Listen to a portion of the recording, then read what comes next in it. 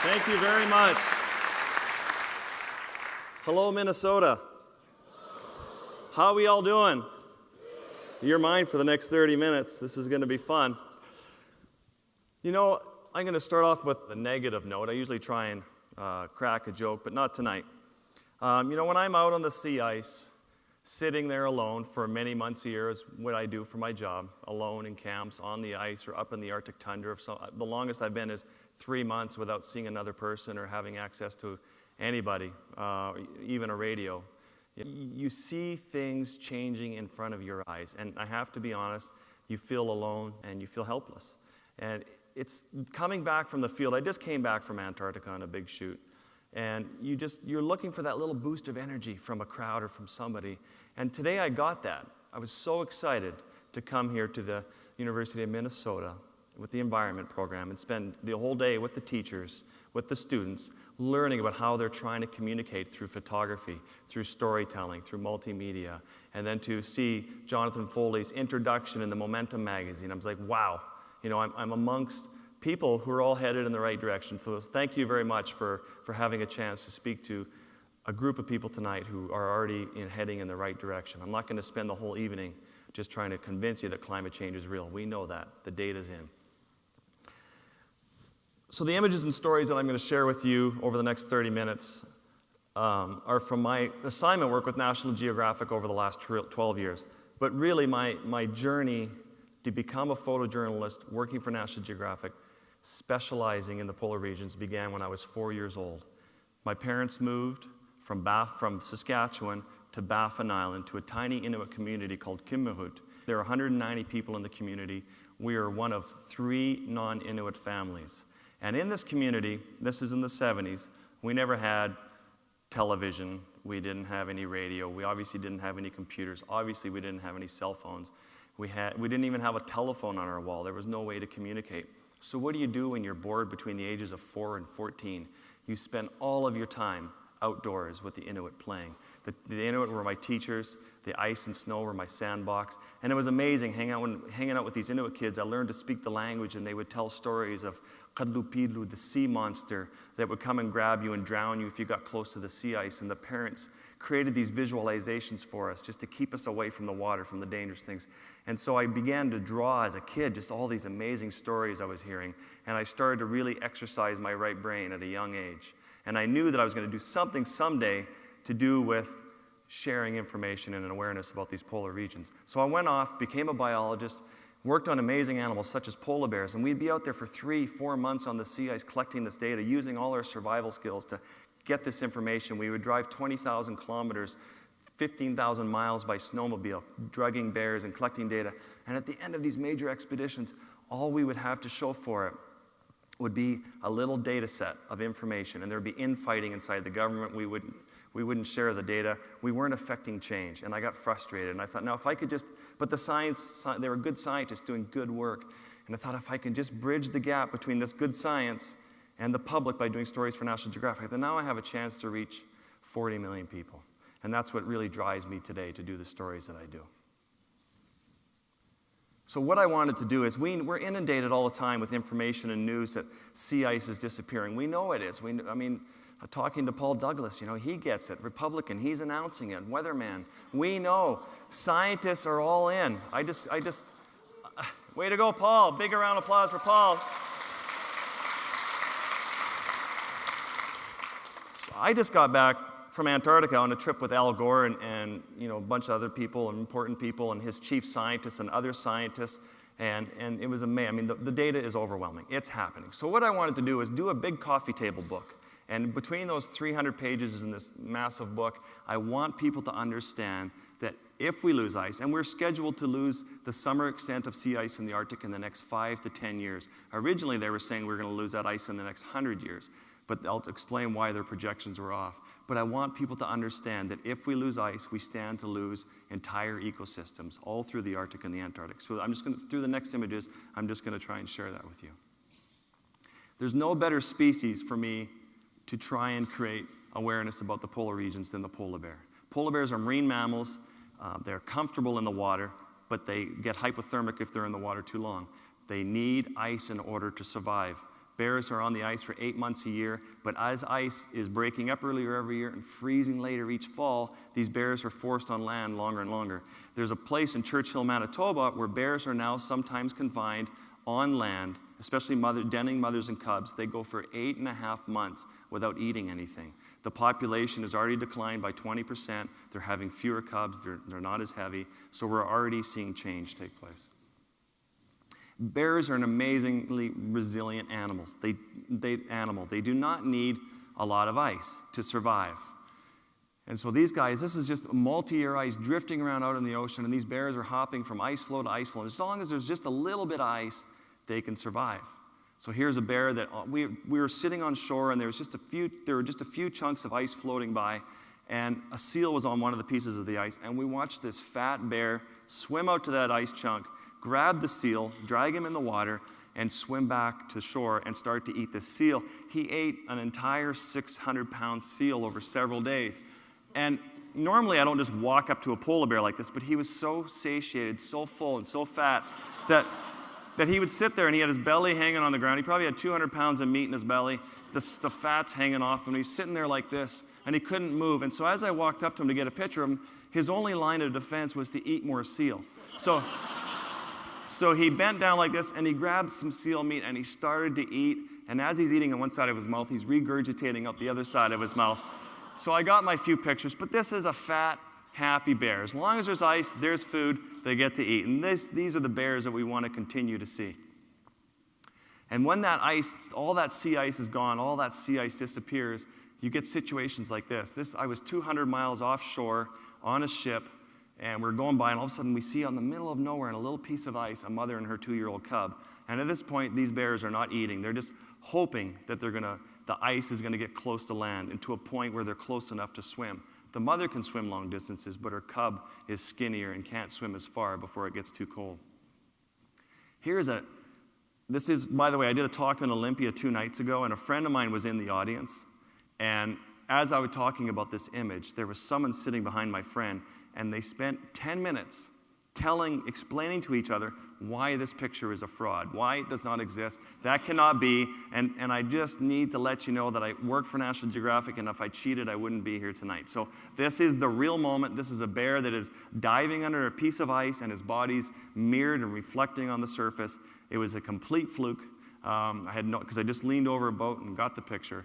But these big males, this is probably an 800, 900-pound male, fat and healthy. These guys are designed to swim long distances. It's up in the Beaufort Sea right now. They're finding many bears that are floating dead in the ocean, and it's often these skinny little bears. We're finding more dead bears on the sea ice as well. So here's a mother stranded on land with her cubs, so she swam to shore. Now not only does she have to take care of herself, she has to use up her energy to try and feed these cubs. So we're finding a lot of dead cubs as well. High mortality rate, over a 50% mortality rate in polar bear cubs, because they're not getting the nutrition they need from their mom. So talking about dead bears. Are you guys all cheery? Are you all nice and cheery? Is this a happy talk? So we are finding dead bears. Traditionally, when I worked as a biologist, even though we traveled 20,000 miles, we weren't finding any dead bears. And more recently, as we travel around in the Arctic and the polar regions, we're finding more and more dead bears on the ice. Change is happening. This is a little fatsicle of the Arctic, this little pudgy dumpling of a ring seal coming up in the hole, scanning around, looking for polar bears, 100 pounds of blubber. And just to give you an idea of how important seals are, these seals are different than the harbor seals that we have along the coast, and the seals we have along the coast of Canada and the U.S. Up in the Arctic, these seals, their life cycles 100% tied to the ice. And here's an example. When we were working as biologists, a colleague of mine, Ian Sterling, found a polar bear, and she was starving to death. He found her in the Churchill dump. She had no fat. Her skin was hanging off her. She looked like she was going to die any day. And he wanted just to monitor it. I wouldn't have done this, but he put a radio collar on her just to monitor, to see her condition. Well, they left her alone. Now, 8 months later, they were able to track her down, find her, and they immobilized her again, and they could not believe what they saw. This bear had gone out on the ice and had a very successful season. Does anyone want to guess what this bear now weighed from eating just ring seals throughout the entire winter? Any numbers? 800 pounds. She weighed 1,190 pounds. You talk about obesity. She could not physically walk. And so she went on to have triplets that year, was a super healthy, happy bear. So ice is important. We need ice. And this is why the scientists couldn't estimate why ice was disappearing so fast. When you have beautiful white sea ice, the sun comes down, hits that ice, 98% of that energy bounces back up into space. But as the sun finally breaks through and as the temperatures are rising by several degrees in the polar regions, you have the ice starts to turn blue earlier in the season, and as the sun hits that, it starts to penetrate the darker colors, and you get the albedo effect where the ice starts to absorb more of the sun's energy. Now you get black water on. This is a piece of multi-year ice. Now that ice is grabbing all of that sun's energy, and it's just accelerating the melting process. So this is multi-year ice that should last for 10 years in its life cycle, but this is the ice that's going to disappear, and this is the ice that's key. And that's what's important about this picture. I'm diving under one piece of multi-year ice. And in that ice, you have 300 species of microorganisms in that one chunk of ice that's 10 feet thick. And in the spring, the sun returns to the Arctic. You get the phytoplankton that grows on the underside of that ice. Then you get copepods feeding on that. Then you get the amphipods feeding. And then you get the Arctic cod. And then you get the seals. And then you get the polar bears and the bowhead whales and the narwhals and the belugas. All of that depends on that ice. Ice in the Arctic and Antarctica is very much like the soil in a garden. This is me in my office. This is what I do. Next time you're feeling sorry for yourself sitting at your desk, just think of this. I haven't had Botox. These are my lips. They're so swollen. They're just so puffy because I've been under the ice for 1 hour photographing, just shrimp and little things that fascinated me. And I've come up from that hour dive, and when I'm diving under the ice, after about a half an hour of diving, when I descend, you get the cold water on your head. You've ever had a milkshake or an ice drink and you drink it too fast, and you get that ice headache? Well, I get that over my entire head, and often the result for my body is to vomit. That's the reaction to that cold water, to 28 degree Fahrenheit water. And it's a bad place to be vomiting, diving under the ice in your regulator alone. So you have to be careful of that. You have to be aware that it's coming. But I've come up from an hour under the ice. I'm cold, I'm hypothermic. I can't move my arms, I can't feel my legs. I already have had cramping. I've already had shivering, and the shivering has stopped, which means I know I'm entering hyperthermia, which means for me it's time to get out of the water. And so I have my camera, and all I can do is I'm too cold to take my regulator out of my mouth. So I point my camera up, and I do this with it, and I'm going woo, woo, woo in my regulator, telling my assistant, take my camera. And he thinks I'm saying, take my picture. So here we stand.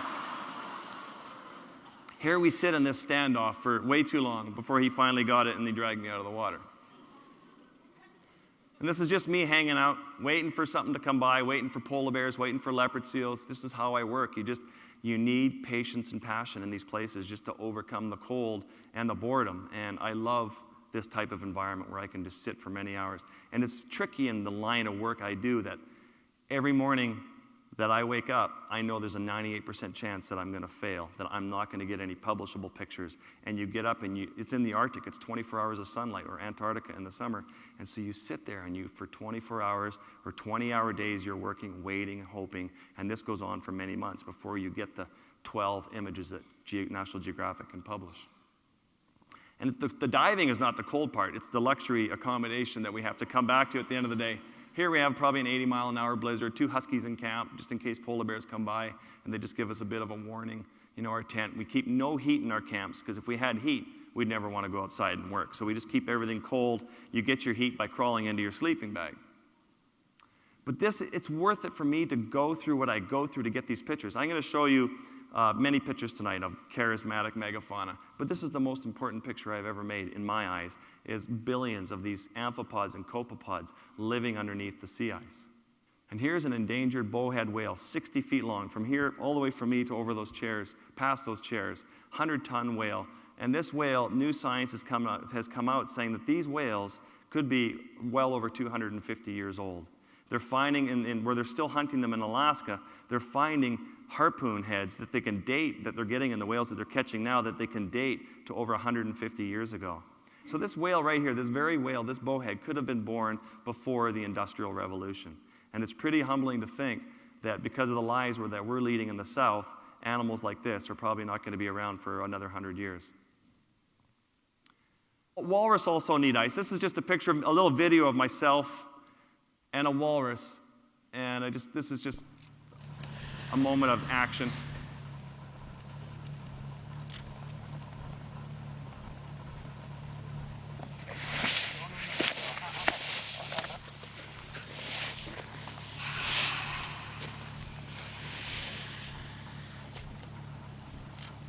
Hate the trip. I'm not sure why I adjusted my fleece vest. I don't, but you see how the ice is moving? I had my assistant with a Zodiac who was spinning the ice for me to get the light better and to get a better background. And normally we wouldn't push a walrus like that and have him come after me. I'll spend 10 hours with a walrus like that on a piece of ice, keeping him really calm. But we were really in a rush to keep going, and I wanted to grab some quick shots. But this is the picture I got from that encounter with that walrus. Thank you. But walrus need sea ice as well, and so they can dive down from the ice to the clam beds that are 100 feet below. When there's no ice, these walrus have to travel vast distances to get to land, to rest, using up a lot of energy. Then they have to swim all the way back out to keep feeding on clams. So are we starting to see how the whole icy ecosystem is connected? So here's one diving off a piece of multi-year ice. And we're just working on a story right now with National Geographic of walrus feeding on clams. And I can tell you that they're more dangerous than great white sharks. And it's been a very humbling story to be in bad visibility, 100 feet deep under the ice with walrus 6 inches away while they feed on clams. But hopefully that story will come out soon. Now narwhals also, who knows what a narwhal is? Nice educated group. You're much better than LA and New York. That's good. So same thing, I was on a story, doing a story on narwhals, and it was tying it into climate change again, but as soon as I started the story, I realized that I had to shoot a different story. The Inuit taught me everything. They were my friends. I've been up on the ice with them for 10 years. The Inuit are shooting whales by the hundreds. They have a quota, but science has come out where it's showing that they sink 5 whales for each one that they land. The population is declining. And they also use a hunting practice where they just shoot randomly, hoping to get a whale. That's how kids learn how to hunt. Inuit learn by doing. So they don't know they're doing anything wrong, but they're shooting huge numbers of whales, wounding a lot of whales. 80% of whales have been shot at least once and wounded, but it's all to get the tusk. And so I went back to Geographic and I said, I'm tormented. I can't do this expose on my friends. And Geographic's editor, Chris Johns, editor-in-chief, said, I'll give you a choice. You can do the story now and face your fears, or you can do it in 20 years from now when the narwhal are all gone. It's up to you. So I went back up there, and not to expose the Inuit, but to force Department of Fisheries and Oceans to properly manage this species, which is under their mandate. And when you look at this whale, the one on the right with the big white scar, that's a bullet hole exit wound. And when you start to look closely at these whales, you start to see a lot of bullet hole exit wounds. So I would sit there at night with my friends, with the hunters. I would count 150 shots throughout the night. And in the morning, there would be just 4 whales sitting on the ice. And I knew that many animals were, and I'd watched many animals get sunk and get lost. And this is the hunting practice that takes place. The whales swim into a crack, they swim by, and then they just open up. There's not a newer rifle there than a 1945 rifle from the Second World War. The government provides them with free bullets. The ones, they're dressed in red because they're rangers. They're our first line of defense if the Russians ever come over to the Arctic. We have the Inuit with their 303 rifles to protect us. So they get free bullets to train. What's so funny? We have a good military in Canada. So this is their hunting practice. So it's, I didn't want to take a picture of anyone's face in this situation. I just, wanted to show how it is done. It's not a good picture, but it ran in the magazine just to show how things happen. And so it's all about this ivory tusk. And I'm proud to say that because of our story and because of political pressure, because of pressure the public's put on Department of Fisheries and Oceans, that it is now illegal to export ivory out of Canada. But what was happening before is ivory was being exported to Switzerland, where we were going to the black market ivory trade. And that's where all the ivory's going. People were just shooting these animals for the ivory. And they also eat the skin, which is delicious, but now it's so high in mercury that it's not safe to eat. So that's a species story. These are just examples of stories that I do. So this is a story on the Great Bear Rainforest of British Columbia. Canada wants to take its oil from the Canada tar sands, a nice clean product, bitumen, and they want to ship our oil over to British Columbia into tankers that are 10 times larger than the Exxon Valdez. They want to run the tankers through these inlets. And so the First Nations came to me and said, we must do something about this issue. Can you come and do a story on our area to help us? Because we don't want oil, we don't want tankers, we don't want all of this industry in our waters. So I went, and I thought the smartest thing I can do a story on would be the rare Kermode bear. There are only about 200 left, 200 to 500, fewer than the panda bear, in this huge, vast tract of land, way bigger than Minnesota. You know, great idea, great proposal. Geographic jumped on it, they accepted it, and then I sat there in the rain for the first month, seeing nothing, and pouring rain. And I sat there for 1 month thinking about what am I going to do with my next career, because there's no way Geographic will ever hire me again. And also, I set up 10 camera traps. And so the spirit bear, the white bear, is a black bear that has a rare recessive gene and is pure white. And I thought if I can use this beautiful animal to show that it lives in this habitat and it's connected to the ocean, the rivers, and everything's tied together again, it's another ecosystem story, then I thought maybe one of my camera traps would come back with a great image. And I learned early on at Geographic that they're a magazine. They tell me all the time, they say, Paul, we're a magazine. Because I'll come back from a trip and I'll say, you know, it rained the whole month. I didn't get any pictures. I broke my leg. I fell this. I lost all my camera gear. Nothing worked out. You know, I got robbed or whatever. And they're like, oh my gosh, that's so sorry. We're so sorry to hear. But sorry, where are the pictures? They remind us, they say, we're a magazine. We can't publish excuses. We publish pictures. So, you know, you can't come back with excuses all the time. So for the whole first summer, I didn't get anything. I got this one picture. I was pretty proud that my camera trap got this. My editor said, that's not a good picture. You can go back and you can do better. So it went back for a whole next season. And eventually, through working with Marvin Robinson and the First Nations, I was able to get a picture of a spirit bear. We got the cover of the story. It got voted, I think, the #1 story of this year in Geographic, which is great. It means the readers connected with the issue. And they even pulled another story and put in a separate story about the tar sands and the pipeline coming to this coast. So it became an important story as a catalyst to keep other stories pushing for the same issue.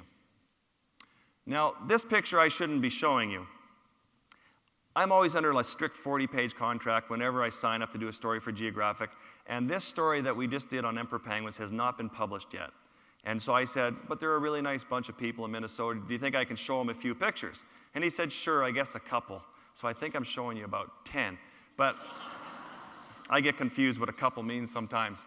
But we went to Antarctica just now to photograph emperor penguins underwater. We know all about emperor penguins, you know, their love journey across the ice to their chicks. But I wanted to dive under the ice and just discover their behavior.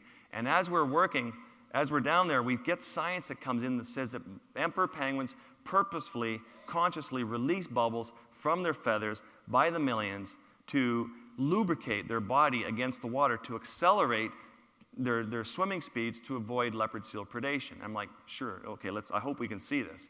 And sure enough, as the penguins are swimming under us, this is just taken, as they're swimming under us, the penguins that are closer to me got a little nervous. They would squeeze their feathers shut, releasing millions of bubbles out of their feathers and accelerating at a much greater rate than the other penguins.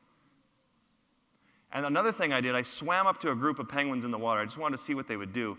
And I charged towards them in the water, and they instantly together, like just in a snap, they released all these bubbles. And I'm shooting 10 frames a second, and the next picture after this is just confusion and bubbles. So they collectively release these bubbles, just like fighter jets releasing flares, just to confuse me and throw me off. There it is, just releasing all the bubbles from its crown, from the top of his head, releasing them from the highest point on his back, and then releasing them down the belly, just lubricating the whole bird at the highest points as it fights friction against the water. And there's it rocketing to the surface. Incredible speeds. Thank you. I didn't show you these. When I'm on my deathbed, I know without a doubt that I will look back on one story more than any other that will just stand out of my mind. It's probably the greatest encounter, the greatest gift from nature, the greatest moment I've ever had. And it's this story I did on leopard seals. Since the beginning of time, leopard seals have had, since Shackleton first went to Antarctica, leopard seals have had a vicious reputation. And they're not exactly fun, pretty-looking animals. I mean, they look positively prehistoric. Their serpentine-like body, that funny smile on their face, their black holes for eyes. And they don't have hands, and they're extremely curious. They're aggressively curious animals. So when you get tourists in Antarctica in their boat, and they're all with their little happy shoot cameras, and they're all sitting in their big Zodiac, all 12 people dressed the same, going, oh, isn't it cute? The leopard seal comes over, and it wants to see what the boat's made out of, so he bites it. And the rubber dinghies, Zodiacs, are made of air, so the boat starts to deflate, and so the boat races back to the ship, and everybody tells their harrowing tale of how they escaped from a leopard seal. And so as a journalist, again, this is a story from another angle. I'm working on an animal's behavior. And so I like to dispel myths. So I put in a story proposal. I thought, let's go to Antarctica and get in the water and get to know as many leopard seals as we possibly can. I want to give this animal a fair shake. And I was also nervous. I mean, they've had moments where, Shackleton used to shoot leopard seals for dog food by putting a guy on the ice as bait, and the leopard seal would fly out of the water, and as it was flying out of the water, they would shoot it. They do have a reputation of attacking, so we were a little nervous going down, but we said, let's just get to know this animal. And they also eat happy feet, so they...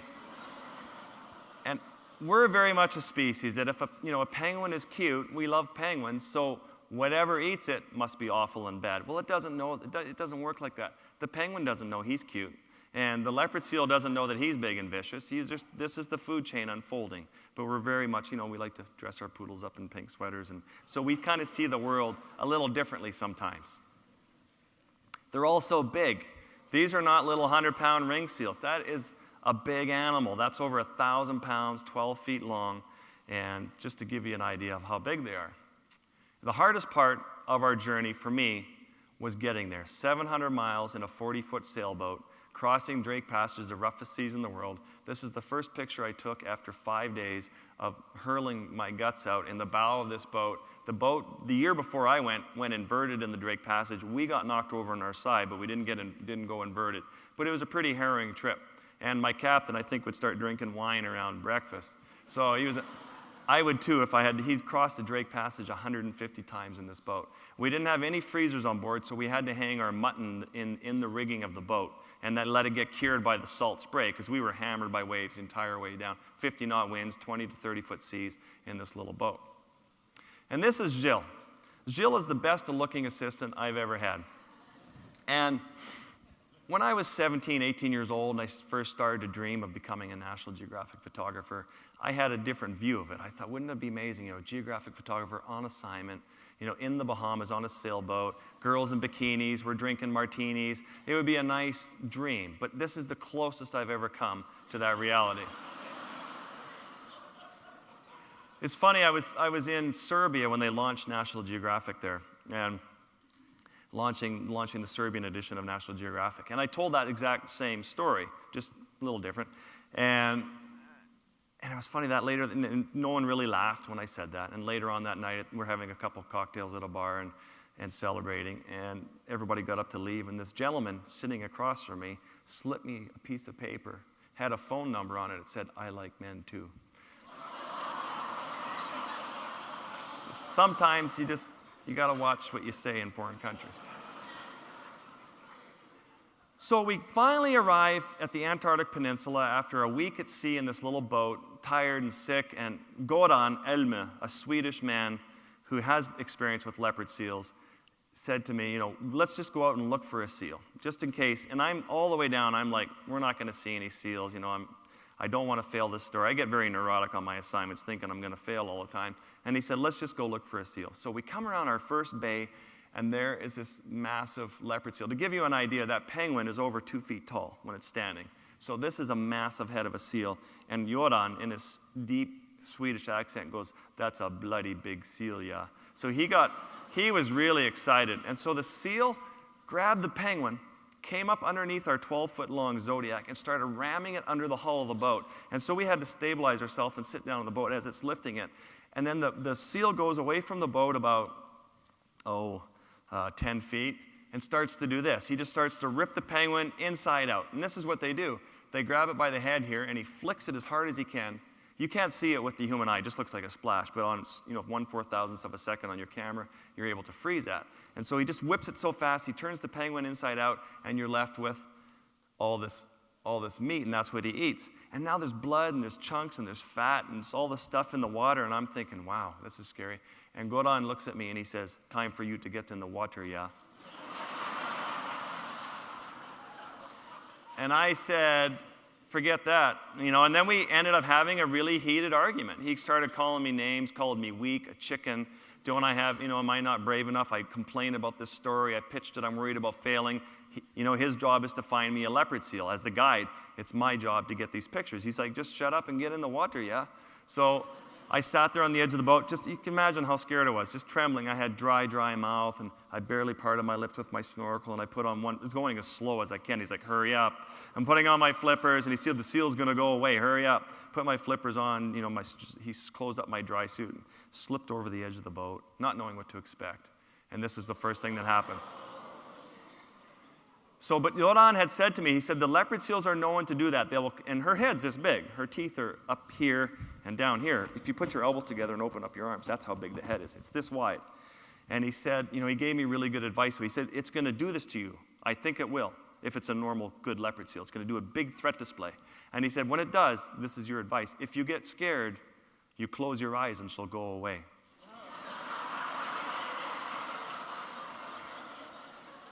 I work with really good people. I hire the best. And I did essentially do that. I was shooting so much, just thinking this is my one moment, that, this is all going on, and I have to sit there and make pictures. And besides, I had a super wide-angle lens on, and it was way too terrifying to look over the camera, because you realize that this animal is a monster. Underwater, things are 30% bigger. So she looks like she's 16 feet long. It looks like a whale. And then she did the most amazing thing. She completely relaxed after she did threat displays for about 10 minutes. She got it out of her system that she was dominant. I was inferior. I was fine with that. And then she went off and she grabbed a penguin. And I couldn't figure out what she was doing, but she had it by the feet and she stopped about 10 feet away from me. And she held the penguin by the feet, and the penguin's flapping to get away, and she lined it up with me and let it go. The penguin swam towards me and went over my shoulder, and she came across and grabbed it and came back. This picture's no fluke. This would be a really hard picture to take. She did this 10, 15 times, where she constantly lined up the penguin, and it happened after like the 10th time that she was swimming by me. I swear that she would look over at me like this in disgust as she would swim by me, that I couldn't catch this penguin that she was trying to give me. And so she realized that I couldn't catch a swimming penguin, a fast-moving, fresh penguin. I couldn't catch that. But I think she became really confused about why I was there. I didn't run from her threat displays. She just tried feeding me a live penguin. So I think she thought, let's just go through the process and see what he wants in my water, because she was the most dominant seal. So she grabbed another penguin, and she grabbed it, and she took it by the belly, gently like this, and she bobbed slowly towards me like this. And she came up towards me till her head was about this far away, and she let it go, and the penguin took off. She did that again. She did that a few times. And I'm just sitting there. If I wasn't laughing, I was crying, because it was the most amazing thing I am. Here you are, a photographer, and you're being force-fed penguins by a predator. And all that fear I talk about of I'm never going to work again because I'm not going to get the pictures, this is happening on the first day of our assignment. I couldn't believe this. I knew that we were shooting our entire assignment on the first day. So that didn't work for her.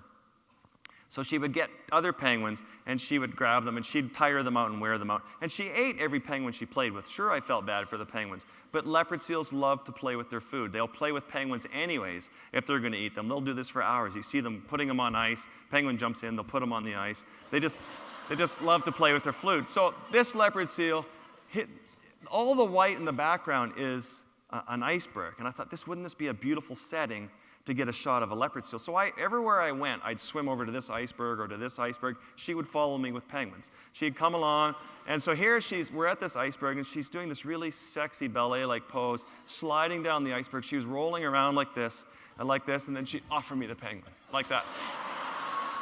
Thinking that would work. And I'm just sitting there shooting. Well, that obviously didn't work, because I just did not want to touch the penguin. Because as soon as I touched it, the show could be over. This was driving her nuts. I just wanted to continue with this. So she realized I couldn't catch a live penguin, so she started to bring me dead penguins. She would drown them. So here she's got the penguins swimming up to me. She would sit there, and all of a sudden I had several penguins floating around me, and then she would just sit there and look at me with a dejected look, like,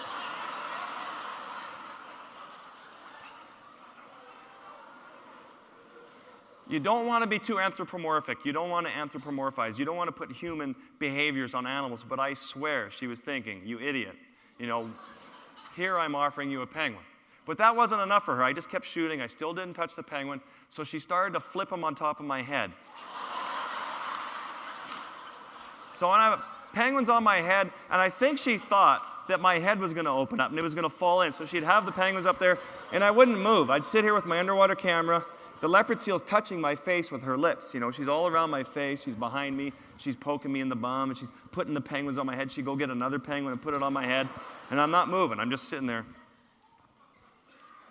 This went on for 4 days. Every time I would show up at the penguin grounds in the morning, she'd come racing over to the Zodiac, race off and get a penguin, and we'd do the same song and dance again.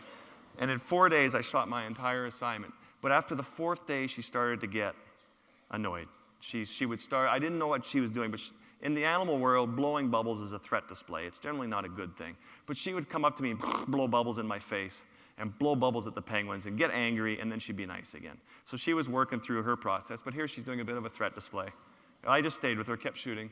And then once she turned over on her back, and I thought this was it. This is on the last day. And she did this deep, guttural, very loud vocalization, guttural jackhammer. So it was like a cook, cook, cook, cook, cook, cook. And I could feel it vibrate through my whole body. And I was like, okay, now I've done it. Now this is bad. And what had happened was another leopard seal had snuck up behind me. And she did this threat display. And as soon as she made that vocalization, this big seal that was sneaking up on me took off. And she took off after it. She put the run on it. It dropped its penguin. She grabbed its penguin and brought me to the penguin and gave it to me. She was incredible. So she was protecting me in that moment. You know, I got in the water with 30 other leopard seals. And I never once had a scary encounter. I mean, this seal gave me everything. And so this picture of a seal on the ice is what I'm going to continue to do as a photojournalist. I'm going to continue to tie these animals to these ecosystems, whether it's penguins, which are at risk from climate change, whether it's these leopard seals that need ice, or the walrus, or the polar bears. That's what I can do as a journalist. I can listen to the good science. I can convert that into images, and I can tell my stories. And it's interesting just reading Jonathan Foley's great write-up today in the introduction to the Momentum magazine. He's like, who do we want to be remembered as this generation? This is our moment now. And he worded it so beautifully that this is our moment. Do we want to be remembered as users and takers, or do we want to be remembered as heroes, as people who turn this around, who finally can switch this all around to create change and to push political leaders and be careful who we vote for and to think about the environment and the habitat every day just as much as we think about money and every other decision we make? I really think that we can become heroes. Thank you.